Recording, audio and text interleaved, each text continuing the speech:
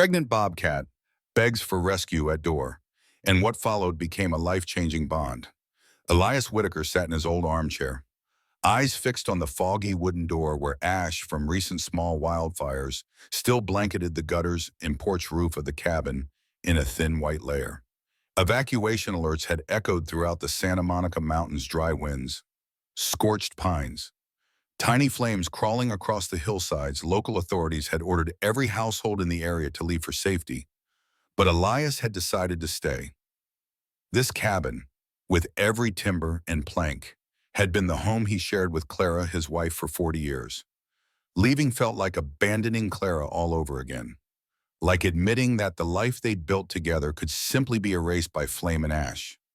Though now alone, he wanted to hold on to this place as if preserving a piece of memory, a piece of heart not yet faded. Clara had planted wildflowers along the stone path leading to the front door, flowers that bloomed every spring in bursts of purple and yellow. When she passed 2 years ago, the flowers stopped blooming, as if the earth itself had decided to mourn with him. Pumpkin, the chubby orange tabby Clara had once adored, stirred by the fireplace, as if understanding his heart. One night, while the forest wind howled and heavy rain pounded the tin roof like war drums in a storm, Elias sat by his old radio tuning for wildfire updates. Suddenly, amid the wind and thunder, came an unusual screech, long, dry, like a cry for help from deep in the ancient woods. Pumpkin jolted, fur standing on end. Elias felt his heart pound a primal instinct he had never known before. Outside on the porch, trees bent low, dead leaves scattering wildly, and with a flash of lightning, just enough light for him to see the trembling figure on the doorstep. Sierra, a female bobcat, lay collapsed, her fur matted with smoke and ash, her flank swollen from a claw wound, eyes wild with panic. Breathing shallow, rain lashed her gaunt chest, each drop mixing with old dried blood. Without hesitation, Elias bent to lift Sierra. Pumpkin shrank behind him, eyes wide in the night, in his arms. Sierra trembled but did not resist, as if she understood he posed no threat. He brought her into the cabin, wrapped Clara's wool blanket around her body, placed a bowl of water nearby, then sat silently watching the quivering shadow by the hearth. Outside, the storm raged, branches scraping the roof, rain hammering the windows. But inside, the cabin glowed with warmth, firelight dancing across the wooden walls, settling into the corners where Clara's presence still lingered in the arrangement of books, the folded quilts, the row of mason jars she'd never labeled. By morning, the sky cleared, but the air still smelled of smoke. Dry gusts blew gently, stirring the acrid scent of charred forest. Elias cleaned the blood, examined her injuries, a deep claw gash along her side, light burns on both hind legs from nearby flames. Carefully, he tore strips from Clara's old woolen blanket, the one she used when winter snow covered the hills, and wrapped them gently around her wounds. Sierra whimpered softly, eyes narrowing, but she didn't flinch.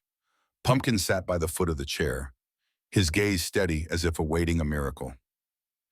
In the days that followed, Pumpkin stood nightly guard at the door, reacting to every rustle in the cabin, each creak under the wind. He had become a silent sentinel. Pumpkin nudged his food bowl closer to Sierra's blanket, then settled beside her with deliberate care. When thunder crashed outside, Sierra's ears flattened against her skull, but Pumpkin pressed his warm flank against her trembling side. His purr, a steady rumble that seemed to say, "You're safe here." One night, under a calm scout ash drifting down like dusty snow, Elias sat at the old wooden table, holding a book Clara had once loved. It was a collection of Native American folklore tales of the western bobcat, a sacred creature, said to appear in wild mountain regions, bearing both curse and blessing for the lonely and kind-hearted. Clara had adored that book. He ran his finger along a passage Clara had underlined in pencil, her handwriting in the margin, "Remember this, Eli." The words read, "When your heart gives with sincerity, nature sometimes returns something far greater than what you offered. Those who rescue a bobcat in distress may be rewarded with a second family." Elias sat very still, the book open in his lap. Now, watching Sierra's chest rise and fall in peaceful sleep, Pumpkin curled protectively at her side, He wondered if Clara had known something he hadn't. Perhaps she had always understood that grief could be transformed, that emptiness could be filled in the most unexpected ways. Sierra slowly recovered. Each day brought small victories, a few steps across the cabin floor, a drink of water taken without trembling, eyes that no longer held quite so much wildness. Then one morning, while Pumpkin was sniffing curiously around her resting spot, he suddenly let out a faint meow. Elias, puzzled, approached and saw her belly slightly swollen, a sign she was pregnant. His eyes welled up. He promised himself he would help bring her babies into this world, as if nurturing new life would also be a new beginning for himself. Elias prepared a nesting area in the corner near the fireplace, using Clara's quilts and old sweaters to create a soft, warm bed. He researched bobcat pregnancies in every sources in town, learning what signs to watch for, what complications might arise. He picked up his camera and began capturing every moment between the two cats, Sierra lying sideways on the wool blanket, Pumpkin standing guard, Sierra's belly growing, her breathing more labored, Pumpkin circling her gently, as if offering encouragement, or the time Pumpkin nudged a biscuit toward her nose when she was too tired to get up. Through the lens, Elias tried to freeze these fleeting moments. This is life. He filled albums with photographs, writing small captions beneath each one. Day 15, Sierra takes her first full meal. Day 23, Pumpkin teaches Sierra to play with the yarn ball. Day 31, Sierra's belly is unmistakable now. Elias lifted Clara's old cannon, its familiar weight settling into his arthritic hands. Through the viewfinder, Sierra's spotted coat filled the frame, and for the first time in months, his mind went quiet. No memories of hospital rooms, no echo of Clara's labored breathing, just the soft click of the shutter capturing this moment of peace. The ash-covered cabin had become the unlikely home of a strange family amidst the ruins of a burned forest where an old man, a lazy house cat, and a wild bobcat were trying to survive, to love, and to believe in hope. Neighbors who had returned after the evacuation was lifted would sometimes drive past and see Elias on the porch, Sierra resting at his feet, Pumpkin sprawled across his lap.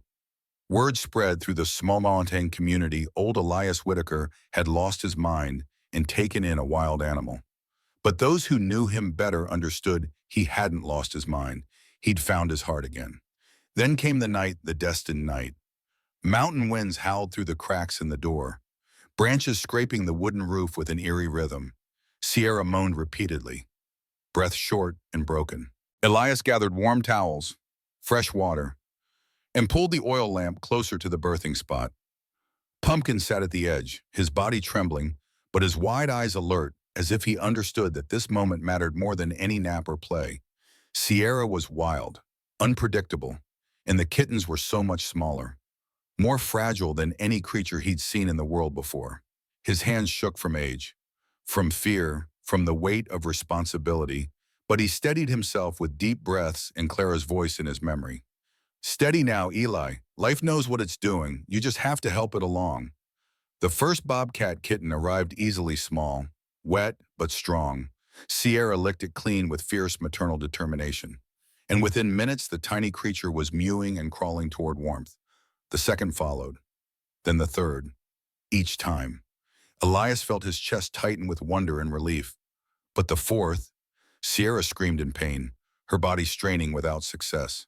Elias bent over, heart racing, hands trembling from age and fear of causing harm. He found a tiny paw trapped, gently maneuvered the twisted body. Sierra didn't claw him, didn't snarl. She only looked into his eyes, those golden, damp eyes filled with pain, but absolute trust. In that moment, Elias understood what Clara had meant about nature giving back. This wild creature, who by all rights should have fled or attacked, was trusting him with the most precious thing in her world. The weight of that trust was almost unbearable. Pumpkin suddenly leaned in, licking Sierra's head repeatedly. Then the kitten's face as if urging Elias to hurry. In that brief second, Elias understood they were doing this together. Not just him and Sierra, but all three of them, a team bound not by blood or species, but by something deeper, something ancient and true. With one final push, Sierra managed to deliver the trapped kitten into Elias's hands smaller, weaker, its back legs bent oddly. It didn't cry, didn't move. Elias breathed warm air over it, rubbing its fragile body with a towel, his heart hammering in his chest. This couldn't be how it ended, not after everything. Pumpkin kept licking its neck, firmly and persistently, his rough tongue working with determined purpose. One breath, then a soft, clear mule. Elias broke into tears, great, heaving sobs that shook his shoulders and blurred his vision. Sierra nudged her head against his forehead, then gently licked the weakest kitten, welcoming it back to life. In that touch, that gentle press of wild head to human brow, Elias felt something break open inside him. The last hard shell of grief that had been protecting his heart finally cracked and fell away. That little one, the fourth, born in hardship and with a disability, would one day become hollow. But in that moment, as Elias held the tiny life in his palm and felt its first struggling breaths, he knew only gratitude and wonder. In the days following the birth of the Bobcat kittens, the Santa Monica Mountains seemed more alive than Elias had ever known. The rain cleared, sunlight broke through the trees, and beams of light danced across the cabin, turning what had once felt like a cold shelter into a tiny fairyland for the four little bobcats. They chased each other around the fireplace, bit Pumpkin's tail, climbed on Elias's back as if scaling a small hill. Hollow, despite his weak legs, still tried to keep up. Every time he fell, Pumpkin gently nudged him back up with his head, and when Pumpkin was tired, Elias would lift Hollow in his arms, massaging his little legs, patiently teaching him how to walk one step at a time. The cabin now echoed with the sounds of kittens and laughter, a sound Elias thought he had lost forever since Clara's passing. He would catch himself smiling at nothing, chuckling when one kitten, the boldest, whom he'd started calling Scout, would launch himself at imaginary prey, landing in a tumble of fur and limbs. Another, a delicate female with Sierra's exact markings around her eyes, preferred to observe from higher ground, perched on the back of the sofa. Elias named her Whisper for the soft, chirping sounds she made. The third, stocky and playful, spent most of his time wrestling with Pumpkin, who tolerated the attacks with surprising patience. That one became bolder. And then there was Hollow, always a beat behind, always trying harder, always falling and getting back up. Elias found himself drawn most to this smallest one, perhaps because he recognized something in the kitten's struggle, the determination to keep going even when the body wouldn't cooperate, even when every instinct said to give up. He had felt that way after Clara died, when getting out of bed seemed impossible, when breathing itself felt like a betrayal of the grief he carried. Elias's granddaughter, Nora, visited soon after hearing he was raising a whole family of bobcats. She'd driven up from Los Angeles with a mixture of concern and curiosity, certain she would find her grandpa in some state of crisis. When she stepped onto the porch, she carried a box of supplies, canned food, batteries, a new first aid kit, practical things that showed she cared even if she worried about his choices. She laughed at the sight of four kittens crowding around Elias's pant leg, their tiny spotted bodies tumbling over each other in their eagerness to investigate this new human. But when she saw Hollow learning to walk, dragging his back legs slightly as he pushed forward with fierce concentration, she grew quiet. She knelt beside him, watching as he stumbled, caught himself, stumbled again. When he finally made it across the room to where Pumpkin lay, collapsing against the orange cat's warm belly in exhausted triumph, Nora looked up at her grandpa with tears streaming down her face. "You're saving their souls, Grandpa," she whispered. A law student in her internship, Nora quickly helped Elias create identification cards for each kitten, photos, names, birth dates, personalities, all laminated with care. Signed below, Guardian Elias Whitaker. She spent hours photographing each kitten, noting their unique markings and behaviors. The winter came early that year, sweeping down from the mountains with a ferocity that caught even the weathered locals by surprise. Snow dusted the cabin roof, and frost patterns spread across the windows like delicate lace. Elias brought out Clara's old sweaters from the cedar chest at the foot of his bed, soft wool in shades of cream and forest green, smelling faintly of lavender and memory. He cut and stitched pieces together, his arthritic fingers moving slowly but deliberately, making tiny coats for each bobcat. His fingers, stiff with arthritis, struggled with the needle, but he persisted. Clara had taught him to sew years ago, insisting that any man who lived in the mountains should know how to mend his own clothes. Now those lessons became a gift he could give to these new lives. When all four lay in a row before the fireplace, wrapped in sweaters of green and blue and red and yellow, Nora softly cried, "They look like kids getting ready for school." She took photo after photo, her phone clicking as she captured the absurdity and beauty of the scene. Scout kept trying to wriggle free of his sweater, twisting and flopping like a fish out of water. Whisper sat perfectly still, as if she understood the dignity required for a portrait. Boulder fell asleep almost immediately, snoring softly. And Hollow, nestled against Pumpkin, looked up at Elias with eyes that seemed far too wise for such a small creature. The photograph she took that day would become Elias's favorite four bobcat kittens in sweaters. Pumpkin sprawled majestically in the center like a benevolent king, and Sierra in the background, watching with what could only be described as maternal amusement. It captured everything: the absurdity, the love, the impossible family that grief and chance had built. Sierra had grown restless in recent days, pacing the perimeter of the cabin at dawn and dusk, pausing at the door to sniff the air. Elias noticed but said nothing. He knew what was coming, even if he didn't want to acknowledge it. Then one morning, she disappeared. No warning, no sound. Elias woke up to find the kittens snuggled together, already eating, playing, and sleeping without their mother. Pumpkin sat by the door, staring into the distance, as if he'd understood everything before his human had. The realization struck Elias hard, even though he knew Sierra belonged to the wild. It felt like losing something precious all over again. He spent that day in a daze, checking every corner of the cabin, calling softly at the door, scanning the tree line for any sign of her distinctive spotted coat. But the forest remained silent, holding its secrets close. The kittens, remarkably, seemed unbothered.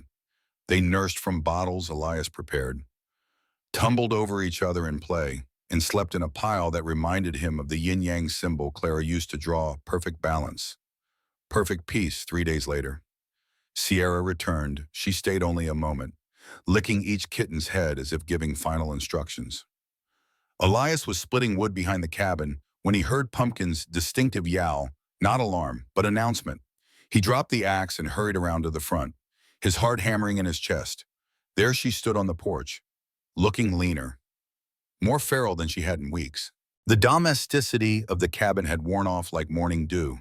She was wild again, every line of her body speaking of forests and freedom. When she turned and walked away, the three strong kittens followed without hesitations, Scout first, as always, then Whisper and Boulder in a line. Their movements were already sure, their instincts awakening to the call of the wild. Only Hollow remained, his little legs trembling. He looked at Elias, then at his mother, then back at Elias. Sierra turned back and called softly to him, a sound Elias had never heard her make before, something between a chirp and a growl, full of longing and love. Hollow took one halting step forward, then another. His back legs gave out and he sprawled on the wooden floor. He didn't cry, didn't make a sound, but his whole body quivered with effort and frustration. He tried again, fell again. Sierra waited, patient as stone, but Hollow couldn't follow. The distance between them, only 20 feet of forest floor, might as well have been an ocean. Elias stepped forward, gently picking him up. His voice cracked as he spoke. "If you stay," he whispered, voice rough with emotion, "you'll have to learn how to be human. Or at least something close to it, something between wild and tame, something new." Hollow tucked his head into Elias's chest, purring softly in acceptance. The sound vibrated through Elias's ribs, finding the hollow spaces around his heart and filling them with something warm and living. Elias smiled faintly, eyes stinging. "Then so be it. I'll call you Hollow, because you came from the hollow in my heart and you filled it." Sierra watched them for a long moment. Her golden eyes held Elias's gaze, and in that exchange, he felt understood completely. She was entrusting him with her son, acknowledging that Hollow's path would be different from his siblings, that sometimes love meant letting go in ways that hurt. Then she turned and led her 3 kits into the forest, just as she had always belonged to nature from the beginning. Hollow stayed the only bridge between the wild and the tame. From that year on, every spring as wildflowers bloomed, Sierra and her 3 young bobcats returned to visit Elias, Pumpkin, and Hollow. They never stayed long, but they always came. A shadow flickering through the trees, a small figure darting from the brush, that was enough for Elias to know his second family was still out there, and they still knew their way home. Hollow grew, though never to the size of his siblings. His back legs remained weak, giving him an unusual hopping gait that Pumpkin found endlessly fascinating. The old orange tabby would follow Hollow everywhere, mimicking his movements in a clumsy dance that made Elias laugh until his sides ached. Hollow learned to climb using his front legs and claws, to balance on 3 legs when necessary, to accept help without shame. He learned, too, that being different didn't mean being less, a lesson Elias suspected the kitten was teaching him as much as learning himself. The years passed in a rhythm of seasoned springs when Sierra visited with news of grandkittens, summers filled with the buzz of insects and long afternoons on the porch, autumns when Elias would prepare the cabin for winter, and winters when the 3 of them, man, house cat, and Bobcat, would huddle close to the fire and tell each other stories without words. One early spring night, the air turned cold, and wind howled through the window panes. Pumpkin, now old, with dim eyes and dull hearing, had been lying still all day, refusing food and water. Elias sat beside him, worried, Hollow curled up against Pumpkin's back, softly mewing, trying to awaken some familiar reaction. But Pumpkin only breathed shallowly, his eyes open and unmoving. Elias stroked the worn fur, his throat tightening. You remember her laugh, her touch, the way she sang while cooking? You were there when I wasn't strong enough. Please, old friend. Not yet. His voice broke on the words. Pumpkin had been Clara's cat first, her constant companion through years of joy and the final hard months of illness. When she died, Pumpkin had grieved too, refusing to eat for days, sleeping on her side of the bed as if waiting for her return. And now this loyal creature, who had been sentinel and guardian and friend, was fading away. Exactly at midnight, there came a faint scratching at the door. Sierra. No one had called, no signal was sent. She entered quietly, like the breeze, carrying a live field mouse, placing it before Pumpkin, then lying beside him just like during her birthing days. She knew, simply because she was a heartbeat of this place. Hollow curled up at her feet, eyes glistening at his mother, a reunion of sorts. Mother and son keeping vigil together. The 3 of them lay together that night. Elias dozed in his chair, waking periodically to check on Pumpkin, to adjust the blankets, to whisper words of comfort and love. Sierra never moved, her warmth pressed against Pumpkin's failing body, her presence a gift beyond measure. By morning, Pumpkin opened his eyes, rubbed his head against Elias. The old man held him close, saying nothing, tears streaming down his weathered face. Once again, Pumpkin was pulled back from the edge of time, not by medicine or science, but by the quiet love between beings who had no words. Sierra stayed for 3 days that time, longer than any visit before. She slept beside Pumpkin, shared her food with him, groomed his matted fur with gentle licks. Hollow watched his mother with wonder, perhaps remembering some deep instinct from his infancy, perhaps simply recognizing grace when he saw it. When Sierra finally left, Pumpkin was eating again, moving again, present again in the way that mattered. From that day, Elias cleaned the old porch and built a wooden board, the wall of life. On it, he hung small photos, Clara reaching out in her old wool sweater, Pumpkin from chubby kitten to aged sleep, Sierra the first day she entered the cabin, the 4 bobcat kittens, Hollow taking his first steps on twisted legs, Nora with a tearful smile as she looked at the kittens in coats, and the many animals that had visited, birds with broken wings that Elias had nursed, squirrels that had learned to eat from his hand, young deer that wandered close to the cabin seeking the salt lick he maintained. Each photo had a name, a date of arrival and departure when applicable, and a small handwritten note by Elias. Everyone who lived here left behind their love. The wall became a pilgrimage site of sorts. Nora brought friends to see it.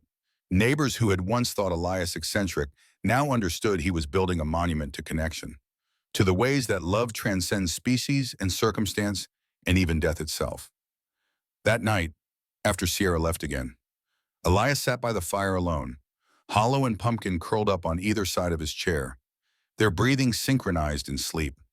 He looked at the wall, at all those faces frozen in time, and felt something settle in his chest, not quite happiness, not quite peace, but something close to both. Acceptance. Perhaps gratitude. Certainly, he drifted into the deepest sleep he'd had in years, in his dream. Clara sat at the old wooden table. Gentle light shone in, and she placed her hand on his shoulder. Her gaze soft, her smile warm like the first spring breeze. You've taken good care of them. Now let them take care of you. He reached for her hand, but she slowly faded into the light. He didn't panic, didn't cry out. Instead, he smiled. Understanding that this wasn't goodbye but transformation, Clara had become part of everything in this cabin. Every act of care, every moment of love. She lived in the wool blankets and the sweaters turned coats, in the wall of photographs and the choice to stay when others fled, in the hollow of his heart that had learned to fill itself again. When Elias awoke, morning had broken. Pumpkin lay at his feet, Hollow curled against his side, letting out little huffs in his dreams. Outside, the wind chimes rang gently, the ones Clara had hung years ago. Their clear notes, a language she'd said only the wind could speak. It was a morning like 100 others, and yet unlike any before. He rose, poured himself tea from the pot that still sat on Clara's favorite shelf, and looked out the window where wildflowers bloomed around the porch. Outside, purple lupine and golden poppies had returned without his planting, Clara's flowers choosing their own time to bloom again, as if the earth itself had decided it was finally time for beauty to return. His heart, once filled with ashes, once hollow and echoing, had sprouted tiny green shoot. Clara was gone, but her legacy of love still lived in the muse of a bobcat kitten, the soft breath of Pumpkin, the unwavering gaze of Hollow, and in the trembling hands of an old man holding a fragile life close to his chest. The cabin was no longer just where he lived alone. It was where life returned. It was home. That's what family does, Nora said softly. The ones we're born to and the ones we choose, they keep us alive when we don't want to keep going. She paused, then added, Grandma Clara would be proud, you know, of all of this. I know, Elias said, and he did. Clara had understood, perhaps before he did, that an open heart was the only path through grief. That love didn't end with death, it transformed, found new channels, flowed in unexpected directions. The Bobcats were evidence of that truth, wild love answering domestic grief, nature stepping in where human connection had been severed. As evening fell, Elias lit the oil lamps and prepared dinner. Hollow had learned to eat from a dish, though he still preferred when Elias hand-fed him small pieces of meat. Pumpkin, ever dignified despite his age, ate slowly from his bowl, pausing occasionally to watch Hollow with what looked like paternal satisfaction. These small rituals, the preparation of food, the settling into evening, the way the light shifted across the walls had become sacred to Elias. Each moment was proof that he had survived, that they all had survived, and that survival could transform into something richer and more complex than mere existence. That night, Elias added a new photograph to the wall of life. It showed him, Hollow, and Pumpkin on the porch, the three of them silhouetted against the sunset. Nora had taken it that afternoon, and when Elias looked at it, he saw something he hadn't seen in years himself, truly present, eyes clear and focused, mouth curved in a genuine smile. Not the hollow-eyed widower who had refused evacuation years ago, but someone who had found purpose again. He wrote beneath it, We are each other's wilderness and each other's home. The Santa Monica Mountains stretched dark beyond the cabin windows, full of secret lives and wild hearts. Somewhere out there, Sierra hunted with her grown kittens, teaching them the old ways, the wild ways. They would return when spring came again. They always did, bringing news of new generations, new struggles, new triumphs. And here in the cabin, the domesticated and the wild that chose tameness would wait, would welcome, would witness. Elias understood now what Clara's folklore book had meant about bobcats bringing both curse and blessing. The curse was the depth of love, the vulnerability of caring for something you could lose. The blessing was the same, the depth of love, the opportunity to care despite the certainty of loss. You couldn't have one without the other. Every act of rescue was also an act of surrender. Every healing a reminder of woundedness. Every beginning shadowed by inevitable ending. But that was life, wasn't it? The whole messy, beautiful, terrifying truth of it. And Elias, who had thought his life was over when Clara died, who had been prepared to fade away in his cabin like smoke dissipating into air, had discovered that life had other plans. Plans that involved wildfire and bobcats and a house cat with an improbable heart. Plans that transformed hollowness into fullness, grief into grace, ending into beginning. He settled into his chair by the fire, Hollow and Pumpkin taking their customary positions. Outside, the wind carried the scent of sage and pine, smoke and flowers. Inside, the cabin held warmth and breath and love, so much love that sometimes Elias felt his chest might burst with it. "Thank you," he whispered into the quiet, not sure who he was thanking: Clara, Sierra, the forest itself, or simply the mysterious force that had brought them all together. "Thank you for teaching me that hollow spaces can be filled, that broken things can heal, that love doesn't end, it only changes shape." Hollow purred in response, and Pumpkin's tail twitched in sleep, and somewhere in the night, a bobcat's cry echoed through the mountains, wild and free and coming home. Every rescue begins with a heartbeat that refuses to give up. We're grateful you chose to listen to this one. If you'd like to hear more stories like this, a simple like or subscribe means the world to us.